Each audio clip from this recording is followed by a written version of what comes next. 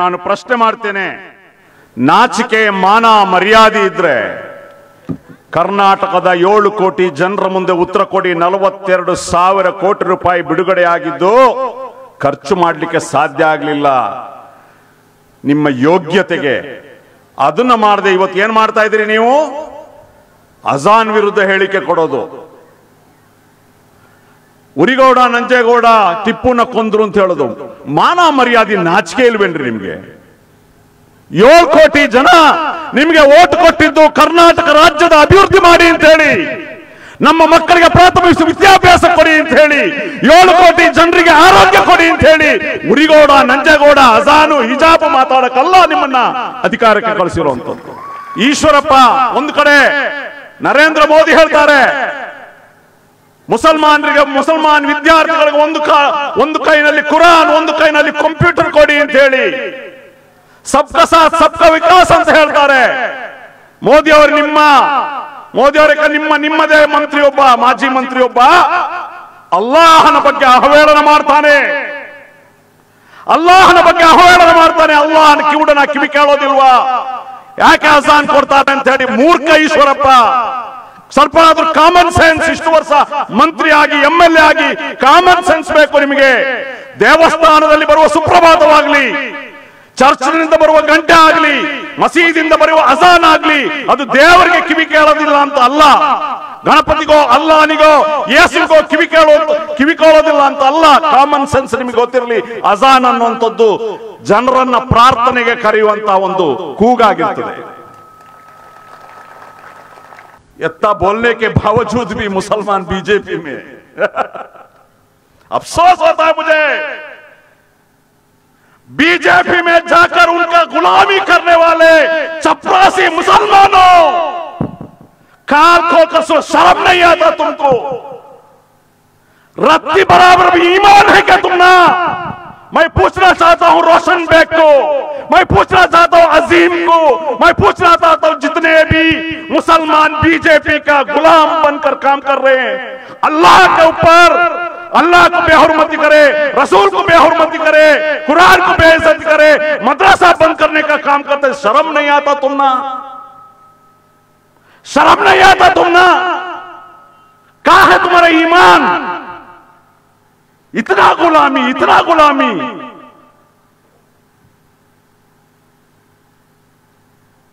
हालात देखो,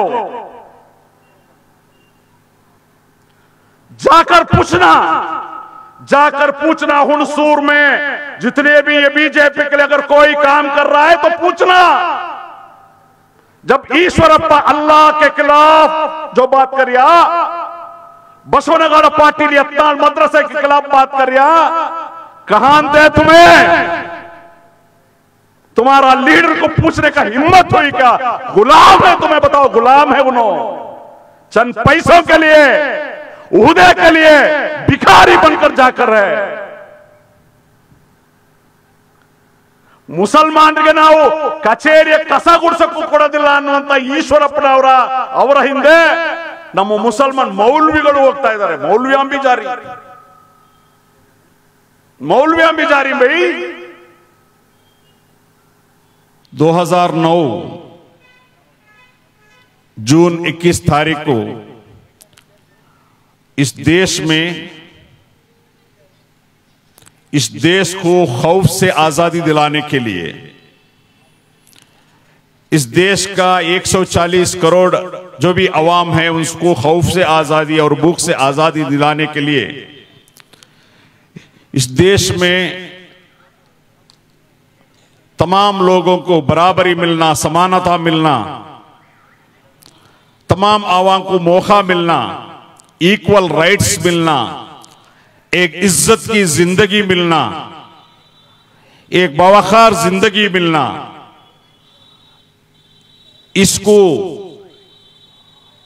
अमल में लाने के लिए हमारे आईन कॉन्स्टिट्यूशन ऑफ इंडिया को अमल में लाने के लिए एक पॉलिटिकल पार्टी इस धरती में आया। उसका नाम है social democratic party of India, SDPI।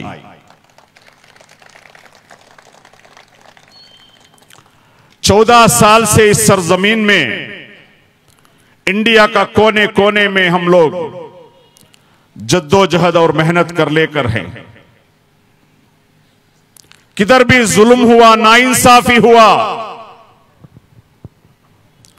कोई है हमारा अवाम परेशान में आए, दिक्कत में आए, पानी आया, बाढ़ आया, बरसात आया, कोरोना आया, खून का जरूरत पड़ा, इस मजलूम कौम का दुख में, दर्द में, अव्वल सफ में लड़कर काम करने वाला, कड़कर काम करने वाला वाहिद पार्टी है social democratic party of India, SDPI. SDPI हमारा आने वाले बच्चों का मुस्तकबिल का उम्मीद है। एसडीपीआई मेरे भाइयों, बुजुर्गों, दोस्तों, इस पार्टी को शौक के लिए हम लोग नहीं बनाया, याद रख लो।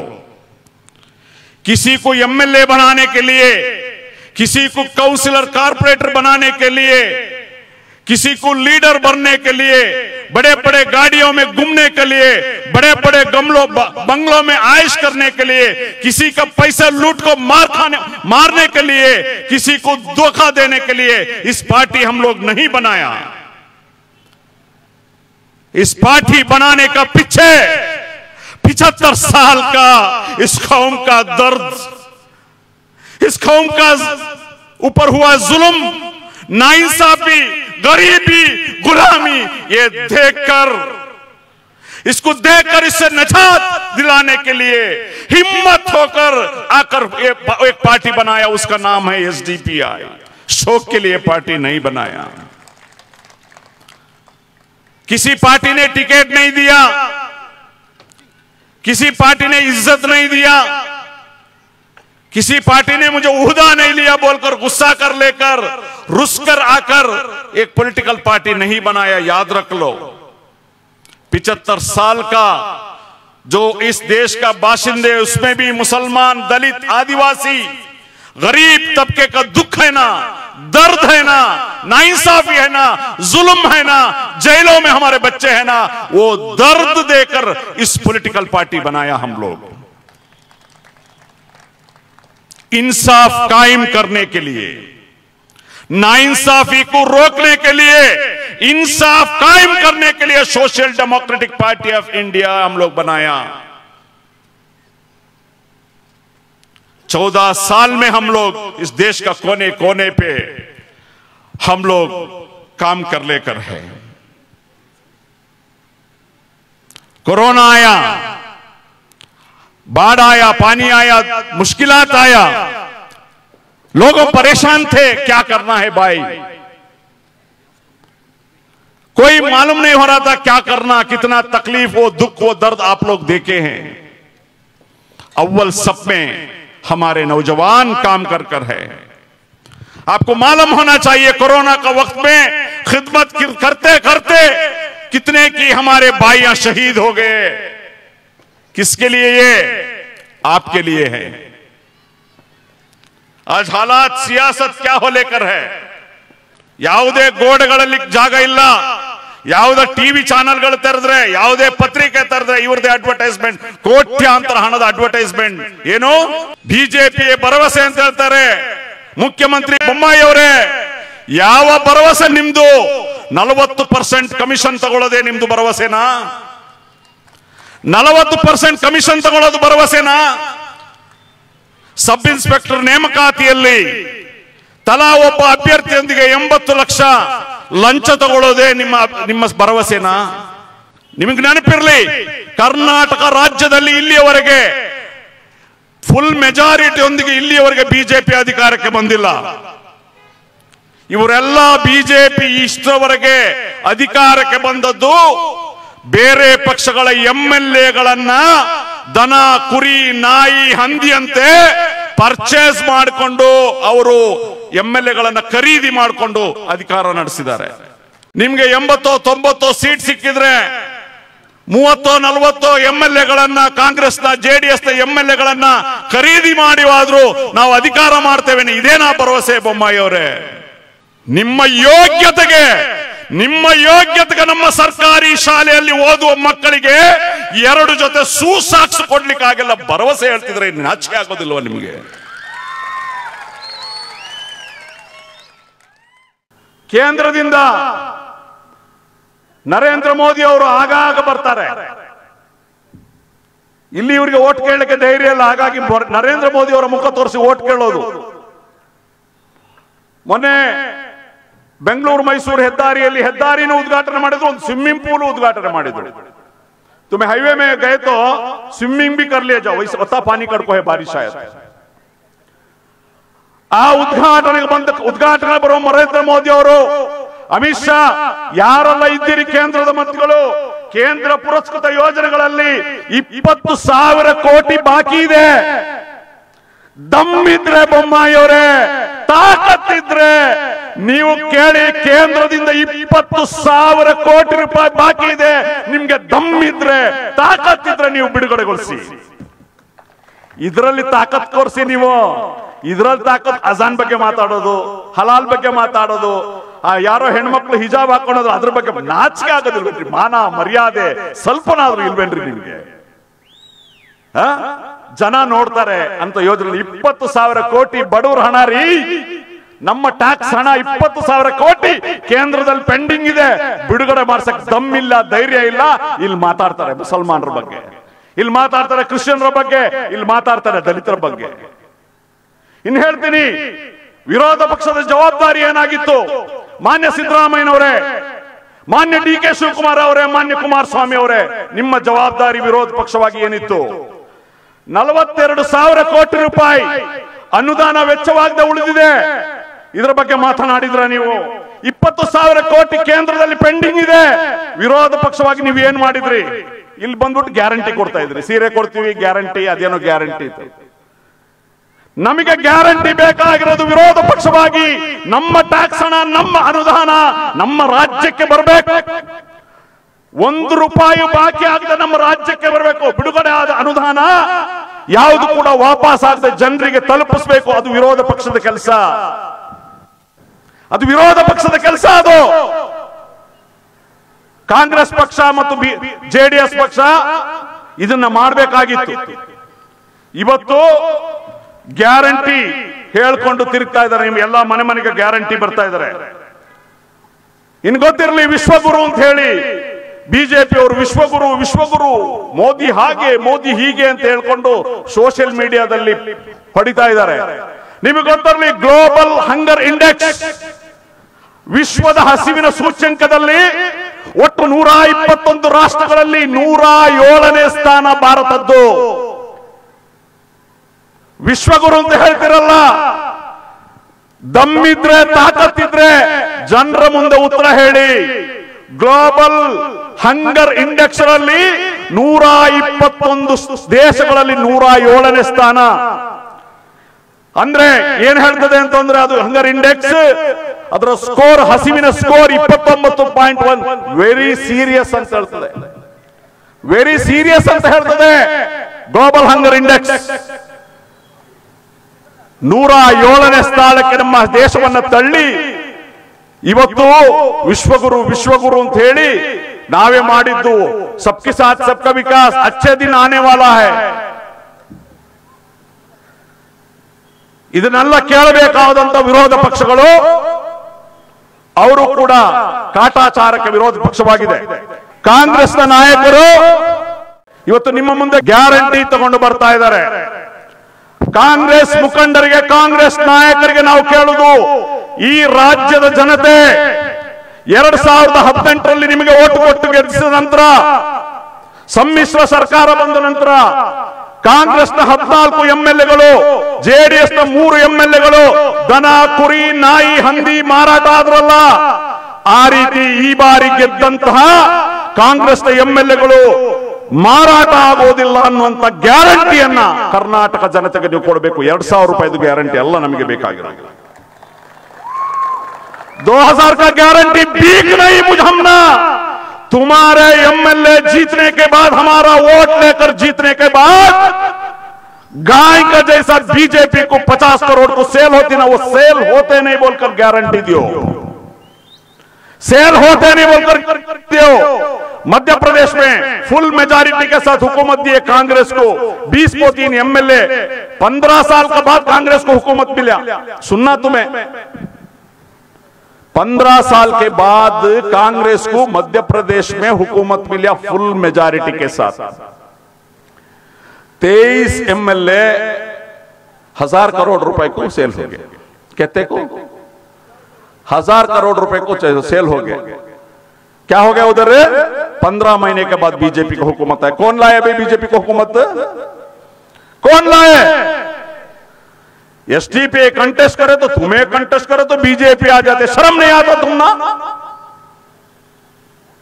कहां का हुकूमत बदला है मालूम ही ना? कांग्रेस वाले जाको मणिपुर में, गोवा में, अरुणाचल प्रदेश में, पुदुचेरी में, मध्य प्रदेश में, कर्नाटक में वोट हमें तुम्हें मिलको किसको डाले? कांग्रेस को डाले। कांग्रेस का एमएलए क्या करे? 50 करोड़ को। ऐसा करोड़ों करोड़ों लूट को ये हालात कर ले नहीं सो। ನಮಗೆ ಇನ್ನೊಂದು ಗ್ಯಾರಂಟಿ ಬೇಕು. ಕಾಂಗ್ರೆಸ್ ಯುಎಪಿ ಎನ್ನುವಂತ ಕಾನೂನನ್ನು ತಂದದ್ದು ಕಾಂಗ್ರೆಸ್. ಸಾವಿರಾರು ಮುಸಲ್ಮಾನರು, ದಲಿತರು, ಆದಿವಾಸಿಗಳು ಹೋರಾಟಗಾರರನ್ನ ಯುಎಪಿಯಿಂದ 2 ವರ್ಷ, 3 ವರ್ಷ, 4 ವರ್ಷ ಜೈಲಲ್ಲಿಟ್ಟಿದೆ ಅಮಾಯಕರು. ಅವರನ್ನ ಬಿಡುಗಡೆ ಮಾಡುವ ಗ್ಯಾರಂಟಿ ಬೇಕು. ಕಾಂಗ್ರೆಸ್ನವರೇ ನಮಗೆ ಅವರ ಬಿಡುಗಡೆ ಮಾಡುವ ಗ್ಯಾರಂಟಿ ಬೇಕು. ನಮ್ಮ ಹೆಣ್ಣು ಮಕ್ಕಳ ಹಿಜಾಬ್ನ ಗ್ಯಾರಂಟಿ ಬೇಕು. ನಮಗೆ ಆರೋಗ್ಯದ ಗ್ಯಾರಂಟಿ ಬೇಕು. ನಮಗೆ ಸರ್ಕಾರಿ ಆಸ್ಪತ್ರೆಗಳಲ್ಲಿ ಸೌಲಭ್ಯ ಬೇಕು. 2000 रुपए देती है, कितना हुआ साल को? देती कि नहीं कि वो अलग बात। वो आंधे हुकूमत को 24,000 कहते 24,000 एक डंक का हॉस्पिटल नहीं। डिलीवरी को, नॉर्मल डिलीवरी को प्राइवेट को जाना बोलो तो कितना खर्चा होता है? 30,000 से लेकर 1 लाख रुपए खर्चा होता है। एक नॉर्मल डिलीवरी को प्राइवेट हॉस्पिटल, गवर्नमेंट हॉस्पिटल को जा नहीं सकते। डॉक्टर नहीं, वो नहीं, ये नहीं बोलकर ನಾವು ಹೇಳುವಂತದ್ದು 24,000 ನಮ್ಮ ಮಹಿಳೆಯರಿಗೆ ಕೊಡುವ ವಿಚಾರ ಅಲ್ಲ. ನಾವು ಹೇಳುವಂತದ್ದು ಎಲ್ಲ ತಾಲೂಕು ಕೇಂದ್ರಗಳಲ್ಲಿ ಸುಸಜ್ಜಿತ ಆಸ್ಪತ್ರೆ, ಸುಸಜ್ಜಿತವಾದಂತಹ ಎಲ್ಲಾ ಸೌಲಭ್ಯಗಳಿರುವಂತಹ ಆಸ್ಪತ್ರೆ ಇದ್ರೆ ಒಂದು ನಾರ್ಮಲ್ ಡೆಲಿವರಿಗೆ ಪ್ರೈವೇಟ್ ಹಾಸ್ಪಿಟಲ್ 30,000 40,000 ಕೊಡೋದು, ಅಲ್ಲಿ ನಮಗೆ ಸರ್ಕಾರಿ ಆಸ್ಪತ್ರೆಯಲ್ಲಿ ಉಚಿತವಾಗಿದೆ. ಅದು ಬೇಕಾಗಿದೆ ನಮಗೆ. ನಮಗೆ ಉತ್ತಮ ಶಾಲೆ ಬೇಕಾಗಿದೆ. ಪ್ರೈವೇಟ್ ಸ್ಕೂಲಲ್ಲಿ 40,000 50,000 60,000 ಫೀಸ್ ಕೊಡಕ್ಕಾಗೋದಿಲ್ಲ. ಒಳ್ಳೆ ಸರ್ಕಾರಿ ಶಾಲೆಗಳನ್ನ ನೀವು ತೆರೀರಿ, ಫ್ರೀ ಆಗಿ ಎಜುಕೇಶನ್ ಕೊಡಿ. ಇದು ನಾವು ಕೇಳ್ತಾ ಇರುವಂತದ್ದು. ಈ ಗ್ಯಾರಂಟಿಯನ್ನು ನಾವು ಕೇಳ್ತಾ ಇರುವಂತದ್ದು. ಅಲ್ಪಸಂಖ್ಯಾತರ ಮೇಲೆ ಹಲ್ಲೆ ಆಗ್ತದೆ. ಅಜಾನ್ ಹೆಸರಿನಲ್ಲಿ, ಹಿಜಾಬ್ ಹೆಸರಿನಲ್ಲಿ, ದನದ ಮಾಂಸದ ಹೆಸರಿನಲ್ಲಿ ಮುಸಲ್ಮಾನರನ್ನ ಕೊಲ್ಲಲಾಗ್ತದೆ. ನಮಗೆ ಅವರ ಜೀವದ ಗ್ಯಾರಂಟಿ ಬೇಕು. ದಲಿತರನ್ನ ಪ್ರತಿನಿತ್ಯ ಹಲ್ಲೆ ಮಾಡಲಾಗ್ತದೆ, ದೌರ್ಜನ್ಯ ಮಾಡಲಾಗ್ತಾ ಇದೆ. ಅವರ ಹೆಣ್ಣು ಮಕ್ಕಳನ್ನ ರೇಪ್ ಮಾಡಲಾಗ್ತಾ ಇದೆ. ಅವರ ಒಂದು ಸೇಫ್ಟಿಯ ಗ್ಯಾರಂಟಿ ನಮಗೆ ಬೇಕು. ಆದಿವಾಸಿಗಳು, ನಮ್ಮ ಕಾಡಿನ ಮಕ್ಕಳು ಆದಿವಾಸಿಗಳು, ಅವರು ಸ್ವತಂತ್ರವಾಗಿ ಕಾಡಿನಲ್ಲಿ ಬದುಕ್ತಾ ಇರಬೇಕಾದ್ರೆ ಗುಡಿಸಲು ಕಟ್ಟಿಕೊಂಡು ಅವರನ್ನ ಆದಿವಾಸಿಗಳನ್ನ ಆ ಕಾಡಿನಿಂದ ಹೊರ ಹಾಕಲಾಗ್ತಾ ಇದೆ. ಆ ಆದಿವಾಸಿಗಳ ಘನತೆಯ ಬದುಕಿನ ಗ್ಯಾರಂಟಿ ಬೇಕು ನಮಗೆ. ನಮ್ಮ ಮಕ್ಕಳಿಗೆ ಉದ್ಯೋಗ ಸಿಗ್ತದೆ ಅನ್ನುವಂತ ಗ್ಯಾರಂಟಿ ಬೇಕು. ಅಥವಾ ಸ್ವಉದ್ಯೋಗ ಮಾಡೋದಾದ್ರೆ ಯಾವುದೇ ತೊಂದರೆ ಇಲ್ಲದೆ ಬ್ಯಾಂಕ್ಗಳಲ್ಲಿ ಲೋನ್ ಸಿಗಬೇಕು ಅಂತ ಗ್ಯಾರಂಟಿ ಬೇಕು ನಮಗೆ. ಸುಳ್ಳು ಪ್ರಕರಣದಲ್ಲಿ ಯುವಕರನ್ನ ಸುಳ್ಳು ಕೇಸುಗಳನ್ನ ಮಾಡಿದಂತ ಆ ಪೊಲೀಸ್ ವ್ಯವಸ್ಥೆಯನ್ನ ಸರಿಪಡಿಸುವ ಗ್ಯಾರಂಟಿ ಬೇಕು ನಮಗೆ ಘನತೆಯ ಬದುಕಿನ ಗ್ಯಾರಂಟಿ ಬೇಕು. ಸ್ವಾಭಿಮಾನದ ಬದುಕಿನ ಗ್ಯಾರಂಟಿ ಬೇಕು. ಈ ಗ್ಯಾರಂಟಿ ಆಗಿರ್ತದೆ ನಮಗೆ ಬೇಕಾಗಿರುವಂತದ್ದು. ये गारंटी देना, एक बाइज्जत जिंदगी का गारंटी देना, एक बाकाऊ जिंदगी का गारंटी देना, ये गारंटी चाहती हम ना. तुम्हें जो दे रही बीक वो नहीं गारंटी. तो भाइयों, बुजुर्गों, दोस्तों, ये सब जितने भी बात आपका सामने मैं कहा, ये हमें लोग एसडीपीआई विधानसौधे में कहना चाहते हैं. विधानसौधा में इसके बारे में पूछना चाहते हैं हम.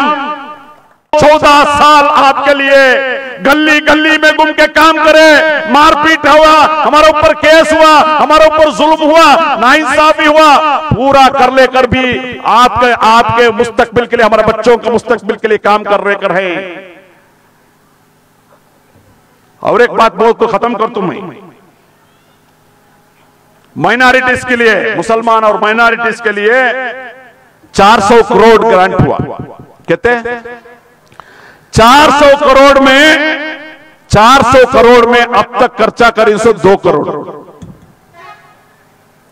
माइनॉरिटी का फंड, साथ हमारे मुसलमान एमएलए हैं, एमएलसी हैं, 400 करोड़ में अब तक सिर्फ और सिर्फ 2 करोड़ खर्चा कर पहुंचो, 390 पार्ट वापस चला जाता है। ये हालात है हमारा कौम का नुमाइंदों का। समझो, आप समझाओ, जब तक हम एसडीपीआई का नुमाइंदे को आप इलेक्ट नहीं करते, उनको मजबूत नहीं कर सकते, ये तमाम परेशानी दूर होने वाला नहीं है। ये लोग बात नहीं करेंगे क्योंकि ये लोग एमएलए बोलते खुद के लिए, अवाम के लिए नहीं।